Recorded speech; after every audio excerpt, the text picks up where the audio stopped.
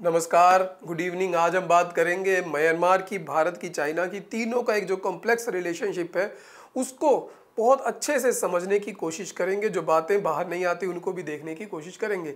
तो म्यांमार जहां पर बहुत लंबे समय से सिविल अनरेस्ट चल रहा है, बहुत सारे हिस्सों में बहुत सारे एथनिक ग्रुप हैं, उसमें बटा हुआ है, बहुत सारा एरिया जो है अब जो डिफरेंट जो एथनिक आर्म ग्रुप है उनके पास आ गया। उन सारे मसलों को देखेंगे, चीन के एंगल को भी देखेंगे, कैसे उसने बहुत सारा पैसा लगा रखा है, उस पैसे को भी बचाना चाहता है। जो एथनिक आर्म ग्रुप है उनको भी वो सपोर्ट करता है और जो मिलिट्री जुनता है उनको भी वो सपोर्ट करता है। वो ऐसा क्यों करता है उसको भी देखेंगे। और उसके बाद भारत के एंगल को भी देखेंगे कि भारत का म्यांमार में क्या स्टेक है, क्यों भारत म्यांमार में फुटहोल्ड चाहता है, कौन से ऐसे प्रोजेक्ट हैं जो बहुत दिनों से लंबित पड़े हैं बहुत सारे कारणों से, और नॉर्थ ईस्ट का जो बाकी एरिया है वहाँ पर कैसे जो एथनिकल लिंकेज है वहाँ से एथनिक ग्रुप्स की, वो भारत की पॉलिसी को बहुत वहाँ पर प्रभावित करती हैं। उसी के साथ एक और इंटरेस्टिंग चीज़ को देखेंगे, किस तरीके से जो चीन है वो इन्वेस्ट तो कर रहा है, लेकिन एक और एंगल है जो वहाँ पर चीन बहुत बड़ी गेम खेल गया, वहाँ पर रेयर अर्थ मिनरल्स की, उस टॉपिक को भी देखेंगे। कैसे चीन ने अपना सारा जो रेयर अर्थ मिनरल है वहाँ से एक्सपोर्ट कर रहा है, यानी कि वहाँ से इंपोर्ट कर रहा है, और देखेंगे वहाँ पर एक नया खेल हुआ है, किस तरीके से एक आर्म ग्रुप ने वहाँ पर कब्जा कर लिया है और अब वो मालिक बन गया है। उस सारी कहानियों को देखते हैं। सबसे पहले लेकिन बात करते हैं म्यांमार के साथ की जो नेबरिंग कंट्रीज़ हैं, क्योंकि हम जब भी म्यांमार की बात करते हैं उसको आइसोलेटेड देखते हैं। अगर हम साथ के देशों को नहीं देखेंगे तो कभी भी पूरी बात समझ में नहीं आती कि आखिर हो क्या रहा है। तो अगर बात करें तो यहाँ पर जो ईस्टर्न पार्ट है भारत का वो म्यांमार के साथ लगता है। अरुणाचल प्रदेश से लेके नागालैंड, मणिपुर, मिजोरम, त्रिपुरा, सबकी कहीं ना कहीं लिंकेज लगती है म्यांमार के साथ। वहीं पर बांग्लादेश का भी ये वाला पार्ट अगर देखें तो चिटगांग वाला, वो म्यांमार के साथ भी लगता है। तो यहाँ पर दो देशों का लग रहा है और इधर तो पूरा ही चीन है ऊपर से। तो चीन का बहुत बड़ा एरिया जो है म्यांमार के साथ लगता है। इसीलिए चीन और भारत दो बड़ी शक्तियाँ जिनका यहाँ पर बहुत अधिक स्टेक पर है। और वहीं पर जो थाईलैंड है उसका भी बहुत लंबा बॉर्डर है, यहाँ से लेके यहाँ तक नीचे तक। यहाँ पर भी अलग अलग इशू है, यहाँ पर भी बहुत सारे आर्म ग्रुप हैं जो अपने आप को इंडिपेंडेंट घोषित करना चाहते हैं। लाओस एक छोटा सा देश है, उसका भी थोड़ा सा वहाँ पर बाउंड्री लगती है। तो तमाम तरीके के वहाँ पर फैक्शन है, बहुत ज़्यादा ग्रुप है, अलग अलग स्टेट है म्यांमार में और सबकी अपनी अपनी डिमांड है। तो सभी स्टेट्स के नाम तो नहीं लेंगे हम, लेकिन जो इंपॉर्टेंट है उनकी बात कर लेंगे। एक शान स्टेट है, इसका कुछ हिस्सा लाओस के साथ भी लगता है, कुछ चीन के साथ भी लगता है। तो जहाँ पर चीन के साथ लगता है वहाँ पर ज़्यादा इशू है। वहीं पर काचीन स्टेट है, इसकी बात करेंगे, बहुत इंपॉर्टेंट है, चीन के साथ लगता है। एक ये स्टेट है सैगियोंग, ये भारत के साथ लगती है और यहाँ पर भारत का जो इशू है वो नागालैंड वाला इशू भी है, जहाँ पर ग्रेटर जो नागालिम है उसकी बात भी की जाती है। और जो काचीन है वो भी थोड़ा सा हिस्सा जो है अरुणाचल प्रदेश के साथ लगता है। तो जहाँ जहाँ इशू है वो हिस्सा भारत के साथ लगता है। चिन स्टेट, जहाँ पर जो मणिपुर वाला इशू है उसके साथ लिंक होता है। तो भारत की बहुत सारा एरिया यहाँ पर लिंकेज में रहता है, बहुत सारी बातें। और फिर उसके बाद ये रखाइन स्टेट है जिसके बारे में हम थोड़ा सा डिस्कस करेंगे। यहाँ पर दो अगर आपको दिखाई दे रहे हो कि इनकी कैपिटल है सिटवे, इसकी भारत के लिए इंपॉर्टेंस है। और यहीं पर एक और पोर्ट सिटी है क्या प्यू, और ये चीन के लिए इंपॉर्टेंट है। तो दोनों चीन और भारत का स्टेक रखाइन स्टेट में है और रखाइन स्टेट इस वक्त अराकान आर्मी के कब्जे में है। तो यहाँ पर बहुत सारा खेल है, जो सीरीज़ दिखाई जाती हैं, फिल्में बनाई जाती हैं, किस तरीके से लैंड माफिया है, किस तरीके से क्या हो रहा है, कैसे गन मैन्युफैक्चर हो रही है, सब कुछ म्यांमार में इस वक्त हो रहा है। और वहीं से वो सारी स्टोरीज भी निकल कर आ रही है। बिल्कुल वहाँ पर एक तरीके से एक वॉयलेंट फिल्म चल रही है, लेकिन आम लोगों के लिए ये बिल्कुल भी अच्छी बात नहीं है। तो भारत का क्या इशू रहता है? अभी पीछे खबर आ रही थी 12-13 जुलाई के आसपास कि भारत ने म्यांमार में एक सर्जिकल स्ट्राइक की है। वहाँ पर सरकारी तौर पर उसकी पुष्टि नहीं की गई, लेकिन बहुत सारे आर्टिकल भरे पड़े हैं। तो वो स्ट्राइक कहाँ होती है? वो स्ट्राइक होती है सैगियांग जो प्रोविंस है वहाँ पर, और यही वो एरिया है जहाँ पर अगर हम देखें तो ये ग्रेटर नागालिम की डिमांड जब की जाती है, भारत के जो फैक्शन है जैसे कि National Socialist Council of Nagalim IM faction जो है ग्रेटर नागालिम की बात करता है, यानी कि ग्रेटर नागालैंड की बात करता है। तो वहाँ पर जो इस हिस्से की वो डिमांड करते हैं वो ये वाले हिस्से की डिमांड भी करते हैं म्यांमार से। और म्यांमार में एक तरीके से थोड़ा सा ऑटोनोमस एरिया है और इसीलिए इसकी डिमांड भी की जाती है। और इसलिए यहाँ पर अभी सर्जिकल स्ट्राइक भी की गई, क्योंकि कहा जा रहा है कि वहाँ पर कुछ ऐसे कैंप हैं जो भारत के खिलाफ गतिविधियाँ कर रहे थे। और यहीं पर भारत म्यांमार बॉर्डर की जो फेंसिंग है वो भी चल रही है, जिसका विरोध किया जा रहा है क्योंकि दोनों अपने आप को कल्चरली और एथनिकली लिंकेज में मानते हैं, तो एक दूसरे को मिलना भी चाहते हैं। तो यहाँ पर बहुत सारे इशू हैं। तो भारत के लिए यहाँ पर जो डिफरेंट फैक्शंस हैं उनके साथ बातचीत करना बहुत ज़रूरी है। हम देखेंगे यहाँ पर इस वक्त किस एथनिक आर्म्ड ग्रुप का कब्जा है, क्योंकि जो मिलिट्री जुनता है उनकी वो तो बहुत छोटे से एरिया में, ये उनकी कैपिटल है, वो तो यहीं पर थोड़ी सी सिमट के रह गई है, बाकी सब तो बिखर गया है, बाकी कुछ भी डायरेक्ट उनके कब्जे में नहीं है। तो भारत का एक इशू तो ये हो गया। एक दूसरा इशू देखेंगे यहाँ पर सितवी पोर्ट वाला, कैसे भारत को ज़रूरत है नॉर्थ ईस्ट में पहुँचने की, वहाँ पर इकोनॉमिक डेवलपमेंट कराने की। तो कई सालों से भारत एक प्रोजेक्ट बनाना चाह रहा है, कलादान मल्टी मोडल ट्रांसपोर्ट उसका नाम है, बहुत बार आप लोगों ने नाम सुना होगा। वो इस तरीके का प्रोजेक्ट है कि भारत चाहता है कलकत्ता से या और भी कहीं से पोर्ट से वो डायरेक्ट नॉर्थ ईस्ट तो नहीं पहुंच सकता, तो इसके लिए वो पहले वहां पर पहुंचेगा राखाइन स्टेट में, सितवी जो उनकी कैपिटल है वहां पर पहुंचेगा, पोर्ट सिटी है, उस पोर्ट सिटी से वो पलेटवा पहुंचेगा बाय इनलैंड, जो वहाँ पर नदी है उसके थ्रू, उसके बाद बाय लैंड वो भारत का जो बॉर्डर है वहाँ पर पहुँचेगा। फिर उसके बाद जो उसकी अंतिम लोकेशन रहेगी वो मिजोरम में ऐसवाल रहेगी।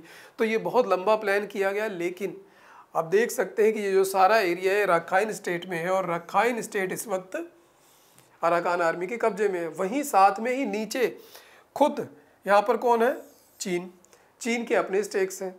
तो चीन के अराकान आर्मी से बहुत ही घनिष्ठ संबंध है। उस संबंध को देखेंगे कि आखिर ऐसा कैसे है, उसके घनिष्ठ संबंध है। उसने वहाँ पर एक पूरा अलायंस बना रखा है जिसको कहा जाता है 3 ब्रदरहुड अलायंस। इसके अंदर 3 एथनिक ग्रुप हैं जो वहाँ पर बिल्कुल चाइना के साथ है। उसमें एक अराकान आर्मी है, एक तैन आर्मी है और एक म्यांमार नेशनल डेमोक्रेटिक अलायंस नाम के एक आर्मी। इन तीनों ने मिलके एक तरीके से एक ग्रुप बना लिया है, क्योंकि अलग अलग लड़ने में अब ठीक नहीं है, तो चाइना को भी एक साथ काबू करने में अच्छा है।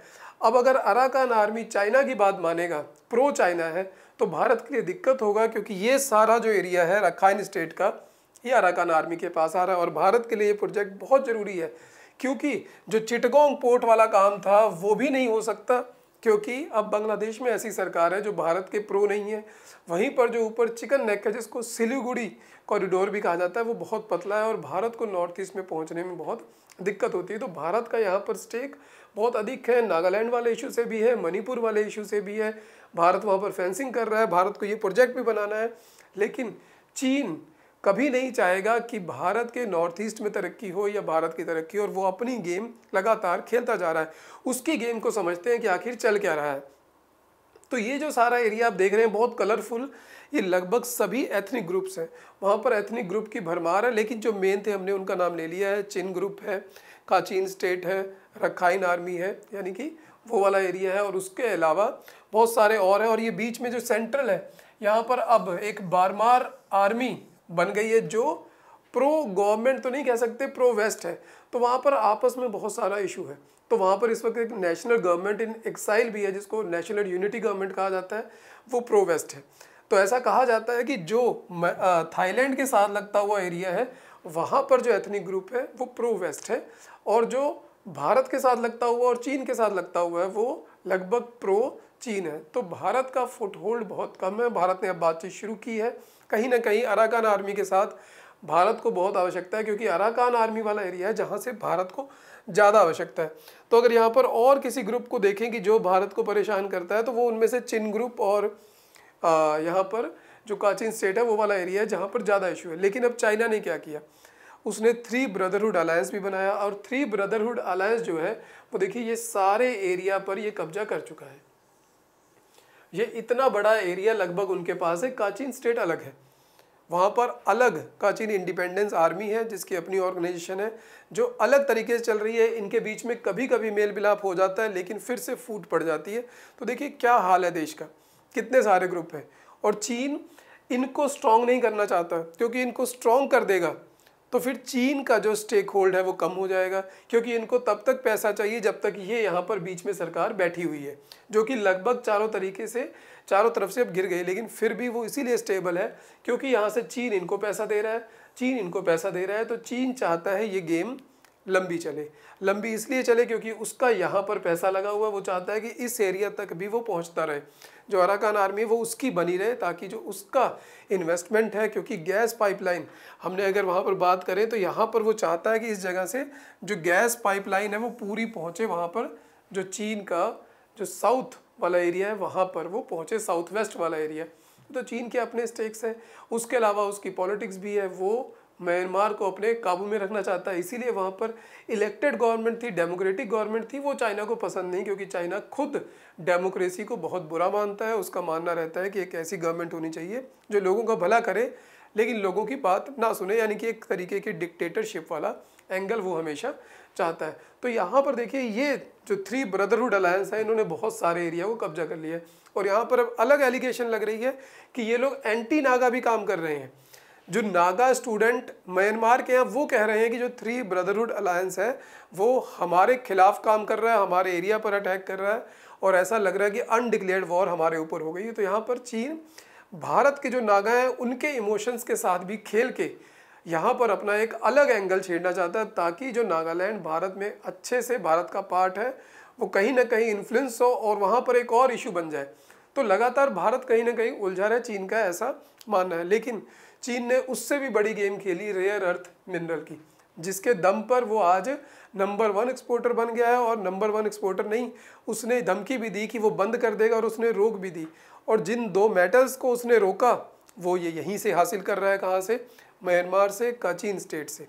तो देखिए चीन कर क्या रहा है, चीन की जो माइन प्रोडक्शन थी 2023 में 68%, और दूसरे नंबर पर यहाँ पर कौन है? म्यांमार और यूनाइटेड स्टेट दोनों बराबर हैं। और 24 में कहा जा रहा है कि म्यांमार थोड़ा सा पीछे रह जाएगा, लेकिन फिर भी बहुत बड़ा एरिया है, लगभग तीसरे नंबर पे है। तो ऐसा देश जो वार टॉर्न है, सिविल वार टॉर्न है, जहाँ पर बहुत सारे डिस्प्यूट हैं, तमाम एथनिक ग्रुप है, वहाँ की ज़मीन के अंदर रेयर अर्थ मिनरल है, और पूरे विश्व की इकॉनमी रेयर अर्थ मिनरल पे चलने वाली है। तो आप समझ सकते हैं कि वहाँ पर कितना स्टेक है चाइना का। और जबकि चाइना ही है यहाँ पर जो वो एक्सपोर्ट कर रहा है वर्ल्ड को, ये तो इम्पोर्ट, तो वो केवल वही नहीं हो रहा है, वो कहाँ से आ रहा है? वो काचीन स्टेट से आ रहा है। तो देखिए यहाँ पर जो काचीन स्टेट है, यानी कि जो म्यांमार का वो वाला एरिया जिसका भारत के अरुणाचल प्रदेश के साथ और चीन के साथ बॉर्डर बनता है, तो यहाँ पर 2 मेटल है, डिस्प्रोसियम एंड टर्बियम। ये दोनों बहुत इंपॉर्टेंट है, ये हैवी रेयर अर्थ में आती हैं, बहुत ही रेयर है, और इनका जो उपयोग है खास करके इलेक्ट्रिक व्हीकल में है, डिफेंस टेक्नोलॉजी में है, एरोस्पेस में, और जितनी भी हाईटेक है वहाँ पर इनकी आवश्यकता पड़ती है। और ये पहले चीन जो काचीन स्टेट के साथ लगता हुआ बॉर्डर है वहाँ पर खुद के देश में कर रहा था, लेकिन इनको करने में जो इन्वायरमेंट है वो बहुत ख़राब होता है। चीन ने थोड़ी सी स्ट्रिक्टनेस की, क्योंकि जो गोल थे क्लाइमेट चेंज के उनको पूरा करना था, वहाँ पर बंद होने लगे। लेकिन हम समझते हैं कि जब बॉर्डर एरिया है तो उसकी ज्योग्राफी और म्यांमार का जो एरिया है उसकी ज्योग्राफी सेम होगी, और सेम ही चीज़ें वहाँ पर मिलेंगी। तो चीन ने धीरे धीरे वहाँ पर पहुँचना शुरू किया, वहाँ पर एक्सप्लॉइट करना शुरू किया, और वहाँ पर अपनी इन्वेस्टमेंट कर दी। तो चीन ने वहाँ पर इन्वेस्टमेंट भी कर दी है, चीन ने रखाइन स्टेट में इन्वेस्टमेंट कर दी है, चीन ने पैसा लगा रखा है एथनिक ग्रुप को भी और मिलिट्री जुंता को भी। और यहाँ पर देखिए जो इम्पोर्ट है म्यांमार से, अगर 2018 में सिर्फ 10,000 मीट्रिक टन था, तो 2023 में 45,000 मीट्रिक टन पहुँच रहा है। तो ये बताता है कि चीन का गेम प्लान कितना खतरनाक है। लेकिन अब चीन उस गेम में फंस रहा है उल्टा, क्योंकि अब जिसके पास वो एरिया आ गया है अब वो डायरेक्ट उसके कंट्रोल में उतनी नहीं है। तो अब वहाँ पर जो एक आर्म्ड ग्रुप है काचीन स्टेट का, काचीन इंडिपेंडेंस आर्मी, तो लगभग आधा rare earth minerals, heavy rare earth mineral जिनके पास वो 2 मेटल्स हैं, वो अब उस स्टेट के पास आ गया। मतलब विश्व का आधा एक रिबेल ग्रुप के कब्जे में आ गया है। और अब रिबेल ग्रुप के पास प्रॉब्लम यह है कि उनको मैन्युफैक्चर नहीं करने आता, वो केवल उसको क्या कर सकते हैं, वहाँ से निकाल सकते हैं, खदान कर सकते हैं, लेकिन उसके बाद प्रोसेस करने के लिए उनको उसको चाइना को भेजना पड़ रहा है। लेकिन अब यहाँ पर भारत के लिए मौका है कि अगर किसी तरीके से वो वहाँ पर पहुँचे, क्योंकि भारत का भी बॉर्डर लगता है, या किसी भी तरीके से और देश वहाँ पर पहुँचने की कोशिश कर रहे हैं। चीन अब थोड़ा डर रहा है, क्योंकि अगर यहाँ पर जो डील है किसी और देशों के बीच में होती है तो यहाँ पर चीन को बहुत बड़ा झटका हो जाएगा, क्योंकि आखिर वो सारा जो इम्पोर्ट है जो म्यांमार से ही कर रहा है, और अगर म्यांमार कहीं और एक्सपोर्ट करने लग जाएगा तो चीन के लिए दिक्कत हो जाएगी। तो ये देखिए ये सारा वो एरिया है जो भारत चीन के साथ लगता है, और यहीं पर वो सारा यहाँ पर एक खास एक जगह है, ये देखिए ये बहुत बड़ी सिटी है बहामो, ये इस पर कब्जा होने वाला था, लेकिन चीन लगा हुआ है कि ये सिटी जो रिबेल ग्रुप है उसके कब्जे में ना आ जाए, क्योंकि अगर ये आ गया तो पूरा एरिया चीन के पास से निकल जाएगा।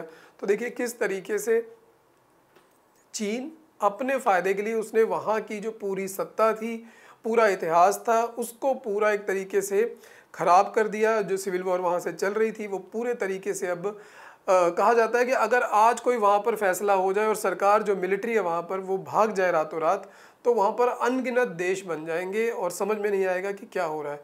और वहीं पर देखिए भारत जो स्टेबिलिटी चाहता है नॉर्थ ईस्ट में, चीन वहाँ पर लगातार कुछ ना कुछ करके इनस्टेबिलिटी बनाए रहता है। वहाँ पर प्रोजेक्ट नहीं बनने दे रहा भारत के, वहाँ पर ज़बरदस्ती किसी न किसी एथनिक ग्रुप को वहाँ पर परेशान करता है, और वो एथनिक ग्रुप भावुक होकर कोई ना कोई और एंगल बनाते हैं और उनको लगता है कि जो हमारी एथनिसिटी है वो ट्रांस बाउंड्री है, यानी कि वो भारत की बाउंड्री के बीच में नहीं आती, हमारी लिंकेज अलग है। तो इस तरीके से वहाँ पर सारा इशू नॉर्थ ईस्ट में बना रहता है। तो आज का वीडियो आपको कैसा लगा, कैसे इसकी डिस्कशन हुई है, जो आपके विचार है कि भारत और चीन को क्या करना चाहिए और चीन ऐसा कर रहा है तो कैसे कर रहा है, इसके ऊपर अपने कमेंट जरूर करें, लाइक करें, शेयर करें। मिलते रहेंगे ऐसे ही वीडियो में। आज के लिए इतना ही, धन्यवाद दोस्तों, जय हिंद।